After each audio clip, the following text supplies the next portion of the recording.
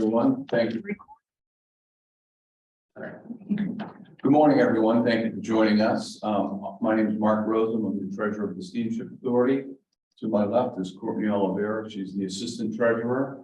Also in the room, we have Bob Davis, the general manager, and Sean Driscoll, our communications director. So we're going to present a PowerPoint presentation that we showed the board earlier this week about the 2023 operating budget.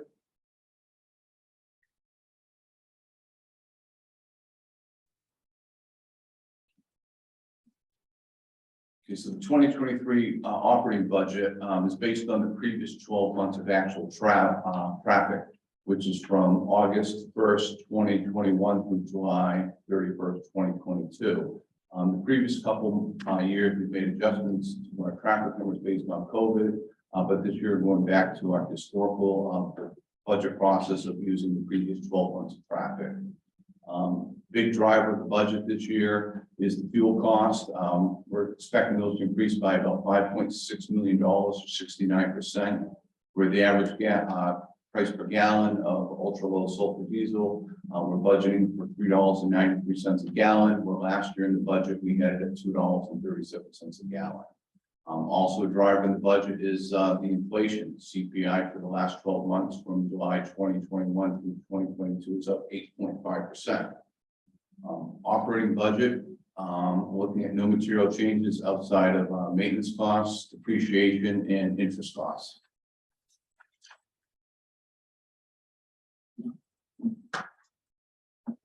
So the bottom line is we're looking at operating revenues based on the last 12 months of traffic with the current fares that are in place of $129,661,000. Expecting operating expenses of $132,674,000. Other income of $8.7 million. Other expenses of $4.6 million, which leaves us with a net income from operations of just over $1 million.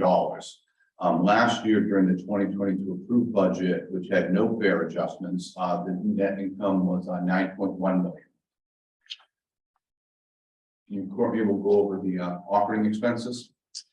Okay, the largest operating expense changes between the 2022 and 2023 budget are operation of terminals up $900,000 and general expense up $1.1 million.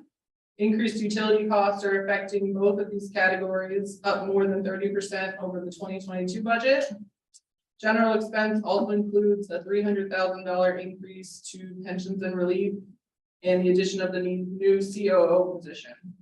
Depreciation is up $1.5 million. This includes 7 electric buses with charging stations, 2 new shuttle vans, the new website and mobile app, in addition to the 2 new vessels, the motor vessel Aquina and the motor vessel Monomoy. Maintenance expense is up $1.8 million. We're going to have more details about that on the next slide. Operation of vessels is up $6.9 million. The biggest driver of this increase is fuel, like Mark was speaking about. It's up $5.6 million over the current year's budget. The budgeted price per gallon in 2023 is $3.93, an increase from the current budget's price of $2.37. The 2023 maintenance expenses. This includes $4.8 million for the dry docking of 5 vessels and just over $4 million in terminal, dolphin, and dock repairs. Projects include new HVAC at the Vineyard Haven terminal and repairs to the concrete decking at the Vineyard Haven dock. Pier decking repairs in Oak Bluffs ahead of the 2023 season. New siding on the Hyannis terminal building and traffic booth. Installation of a passenger tent for the fast ferry in Nantucket. And dock repairs and maintenance, including new bollard installations at the 3 island locations and Hyannis.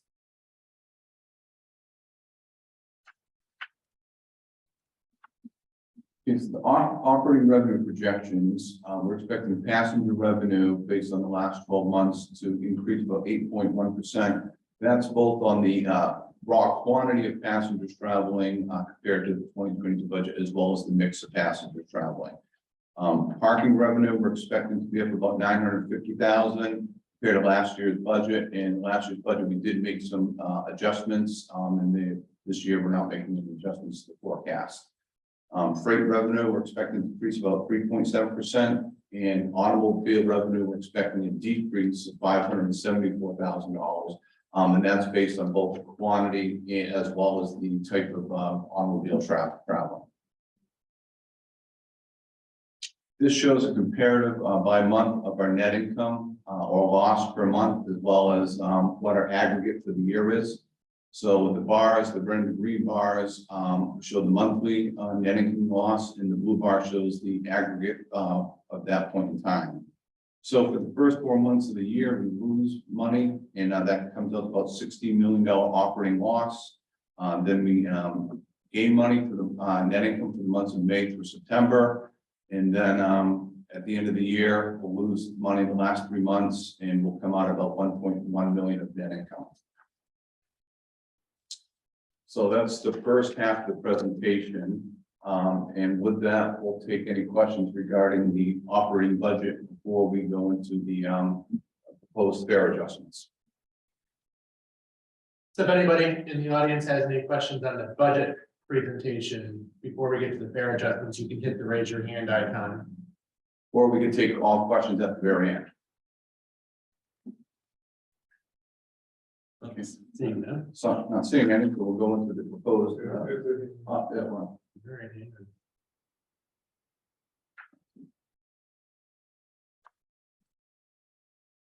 Bob Hall. You need to unmute yourself.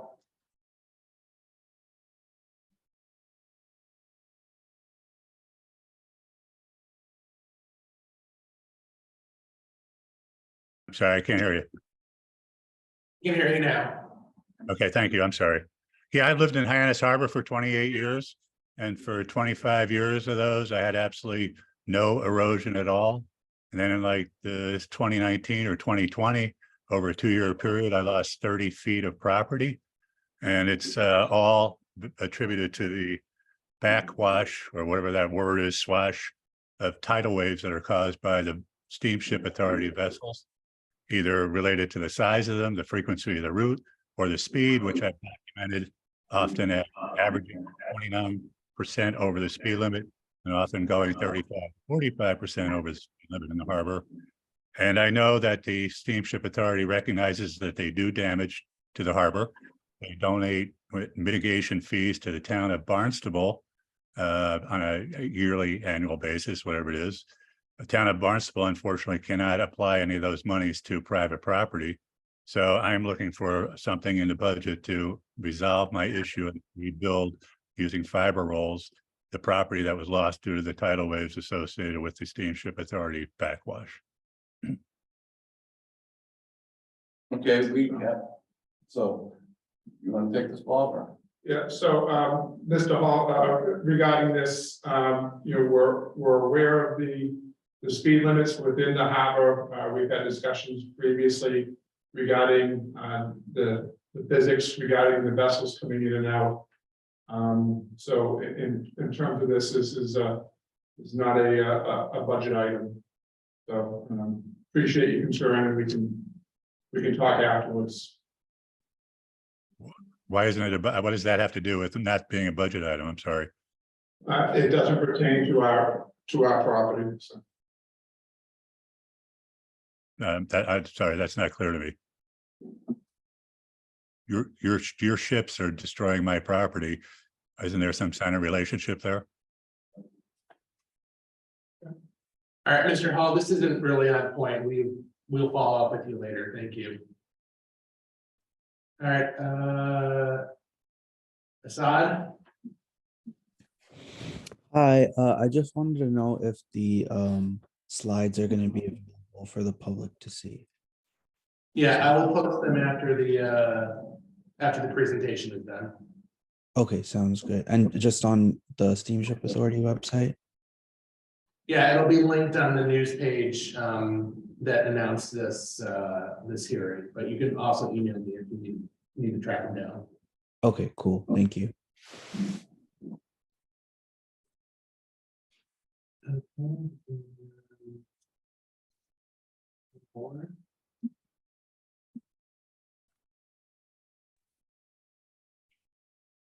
Hi, this is Donna Bowles, and forgive me if you've already answered this question. I came on 5 minutes late, but the trending income, with the losing money in the beginning of the year and losing towards the end of the year, is that trending normal? Take COVID out of it, but is that our typical? Yeah, so, I had a little trouble hearing the whole question, but I think you're asking, is that a normal pattern for the, to make money in the summer months and lose money in the, January through March and through the, fall, the winter? Yeah, to the same degree. Yes, generally, where we have higher maintenance costs at those times of year, as well as the fares are lower, plus the quantity of traffic is lower as well. So that is normal. And when we go over the fare adjustments, or proposed fare adjustments, excuse me, we'll show that same graph with the proposed adjustments, and it might change a little bit of the shoulder months, but generally it's the same pattern. Thank you. Thank you.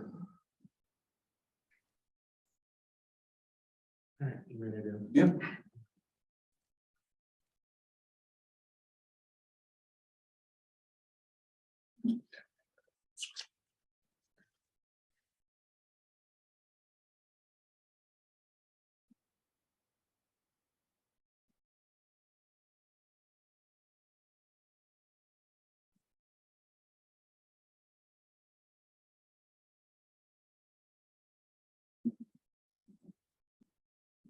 There we go. Okay, so looking at the proposed 2023 fare adjustments, bottom line is why are the rate adjustments needed? Big question. We're seeing increased fuel costs by 5.6 million, as we mentioned earlier. We also have additional maintenance and dry dock expenses for our vessels, and we're projecting some of these costs out 12 to 18 months in advance. The fuel costs are not alone to us. Other ferry operators around are dealing with the same thing. Last year, we were fortunate enough through our fuel hedging program to lock in prices at $2.37. And we're still exceeding that amount on our budget. This year, I think we're about $500,000 above budget right now. But here's examples of other ferry operators in the area who have had to implement fuel surcharges in 2022. Where we can see ranges from 5% upwards to 18% on their fares. So this is a comparison of our fuel costs. What 2022 we were able to hedge our fuel prices. That's in green. The blue prices are what we're able to do for 2023, and the yellow is actually our delivered costs. And through our hedge program this year, even though the yellow indicating how much we've paid for our deliveries, we're able to get $3.6 million back to offset those costs on our budget. And that makes up the difference between the yellow and the green in the chart.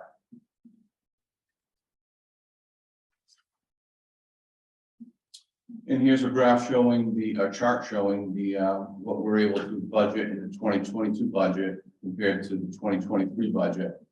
And by month, as well as what the increase per month is for both the gallons and the total aggregate for the month cost.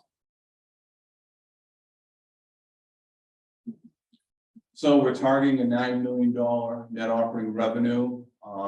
As we showed previously, without any fare adjustments, we'd be about 1.1 million. We're looking to get close to $9 million, so about 4.4 million will come from the Vineyard route and 3.4 from the Nantucket route.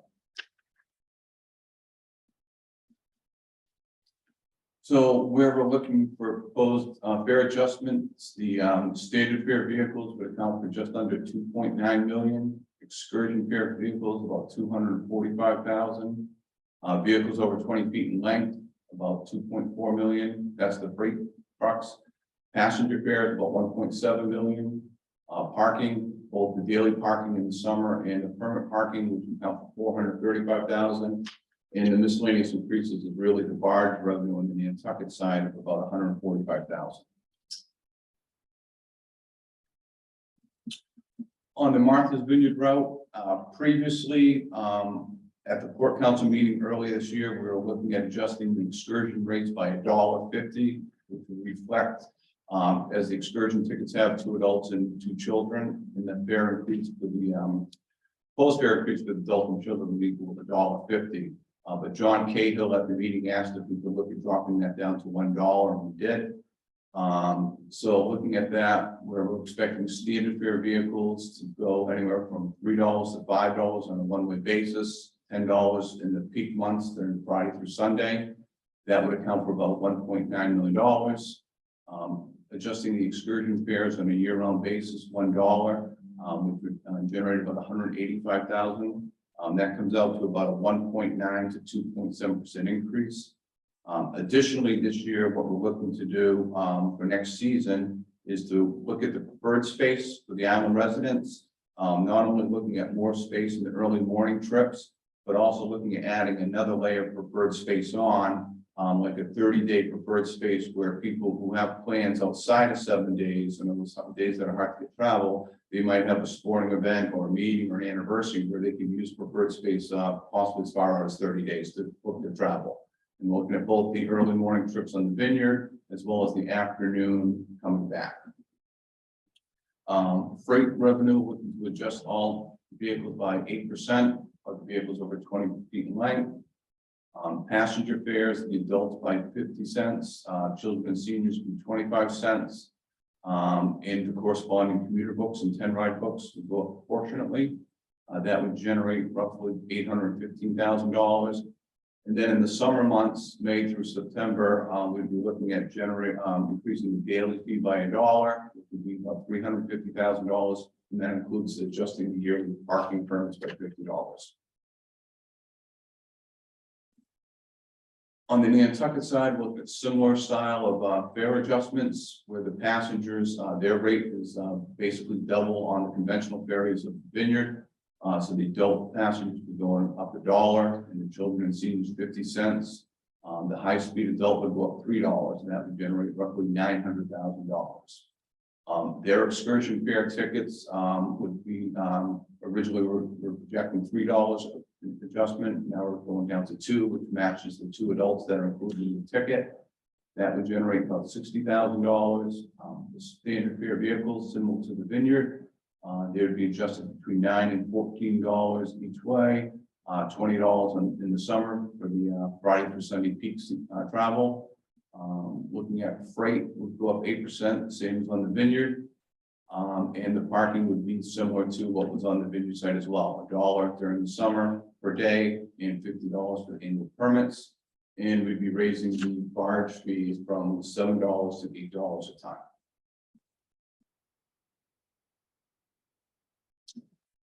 Here's a slide showing the usage compared to the revenue generated from the space. So the blue columns are for the Vineyard route, the red are for the Nantucket route, and this is based on 2021. The pattern graph shows the revenue, and the solid bars show the spaces. So you can see on the Vineyard route, the excursion fare travel generates about 9.1% of the revenue, while it uses just under 26% of the space. On the Nantucket run, the excursions use 13.5% of the total space and generate about 5.4% of the revenue. And conversely, just on the opposite side, you see the standard fare vehicles use about 49% of the space and generate 64% of the revenue on the Vineyard side. And the same thing applies for the trucks on the far right. So looking at the fare adjustments and how the costs get allocated, we can see that freight would account for about 30% of the overall proposed freight adjustments. The standard fare vehicles in the dark blue on the left would be 37%. Passengers in the dark green would be 22%. The parking would generate about 6% of the fare adjustments, and excursion fares about 3%. With the barge coming in at 2%. And here's the net income chart that we previously just talked about. And with the fare adjustments, the change you can see in October, it goes from red to green, where for the first 4 months of the year, we would have a net operating loss of about $14.5 million. May through October, we generate a net income of $30 million, which puts us around 16 million at that point in October, and then we lose money in November, December, and come in at the end of the year with net income projected about $9 million. And with that, we'd be happy to answer any questions anyone has.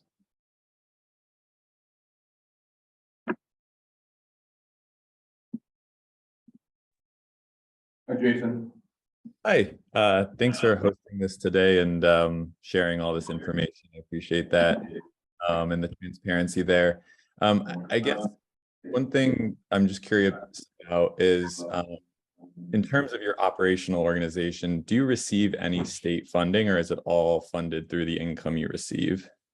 The operating budget is mainly derived from our fare box recovery. We do get a small amount of federal grants through the FTA. This year on the budget, it's about 4 million of the 130 million in the budget. So primarily it's our fare box generation. Okay. And has any requests been made on your behalf to increase the funding from the state? We don't get any state funding, and I'm not aware of any Or increase. sorry, federal funding. That's on a formula program. We do apply competitively for capital grants, which doesn't affect the operating budget. So for instance, we applied for and were successful to get some grants on what they call a no low emission program that's going to help subsidize part of the purchase price of electric buses.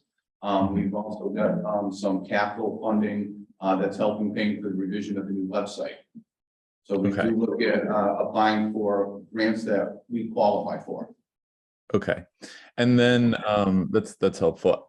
I think broader picture, one thing that I've observed being an island resident on Martha's Vineyard and coming and going is, you know, even throughout the summer, there's been multiple times, not only that I've seen it, but I've seen it, you know, posted throughout different islander groups online and in talking with different islanders, you know, empty ferries or ferries that have, you know, half capacity being utilized when, you know, people are online trying to book a ferry and it's saying there's no spaces available.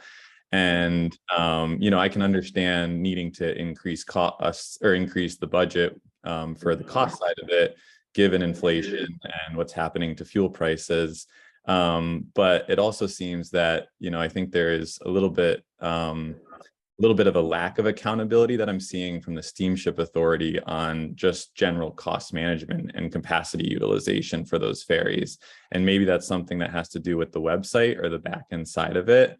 But I really have a tough time, you know, thinking of the Steamship Authority as the lifeline to the island when you know, the island residents are getting hit hard year after year with these increases to the rates. And even with the excursion rate, I mean, $100 to go off island is not a small amount, even comparatively to, if you think about like Washington State and their ferries that they have over there with the San Juan Islands. And it's just disappointing to me that I keep seeing, you know, these increases, but at the other end of it, it seems like there's a little bit of mismanagement in terms of capacity utilization and even just, you know, cost assessment. I've oftentimes go down there and I know it's great to be able to have people, you know, give people jobs and have them working, but I see a lot of Steamship Authority folks that are down there that are kind of just sitting on the sidelines on a bench in between ferries, not doing anything. And you have these huge payroll costs. And again, it's not really the lifeline to the island. It's actually a barrier to the island. It's a barrier for me to get off island and see family and friends. And it's a barrier to my business and many businesses on island in terms of cost for getting goods on island. And the related increase in the cost of goods that you're buying on island for that. So I really hope that you consider not increasing rates at all for the islanders in terms of the excursion rates there, and potentially considering how you may reduce the rates or potentially create some sort of purchase plan. Because again, you know, even in the winter time, you know, I appreciate that the rates go down to like $70 or so for the trip, but you know, in the winter time, why not utilize that excess capacity you have and potentially encourage islanders to be able to make more trips on and off island by having a lower fare there. And then in the summertime, you know, I appreciate extending the preferred schedule there, but also, you know, being a little bit better at managing capacity utilization, because that's not cost that should get put on to the customer or the consumer when it seems to be more of a mismanagement of the system. And I guess that's my comments on there. I hope you'll consider that. And I guess any feedback you have from what you heard where maybe I have some misalignments from not being involved in the day-to-day organization. So on the space utilization, Jason, as part of us looking at the preferred space, because as everyone knows, there's a fixed amount of space on the boat. You know, something's added, something will have to be taken away. So when we're looking at reallocating the preferred space, we're also going to look at the utilization as well, and are those boats being allocated in the most efficient way, and to target the best way to do that. And it might be where we're adding even more than what we really talked preferred space in the morning, where that's really when the islands want to travel. So we're going to look at all the needs when the operations team goes over that part of it. Okay. And we are sensitive to the islanders' needs, and that's where you can see that the most of the rates on the vehicles are falling on the standard fare. And your representative on the Port Council, Mr. Cahill, asked if we could reduce the rate, and we'll see if there's anything else we can do.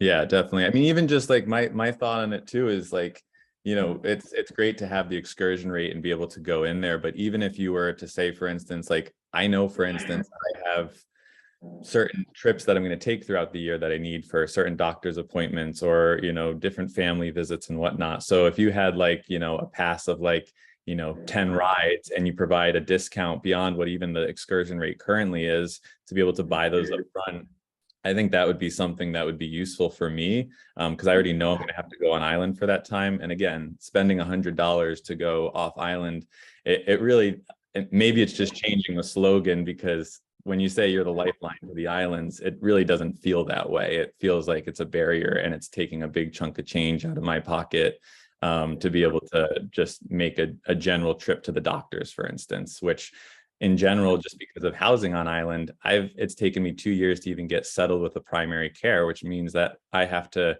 get care off island if I want to get care, which again, if there's an emergency, there's all these other issues that come up. So it really doesn't feel like a lifeline per se. And I hope you'll take that into consideration, not as like it's your fault or anything, because obviously you're working for the Steamship Authority, but I hope that, you know, you can consider that and how, you know, in terms of what your representation is and how it's coming off to the people on the island and the people that are trying to serve the communities that are coming and going. Again, if you're saying, hey, we're putting most of the fare onto the, you know, the passengers that aren't islanders, you know, that's helpful for the islanders in the context of not having to get their excursion rate bumped up.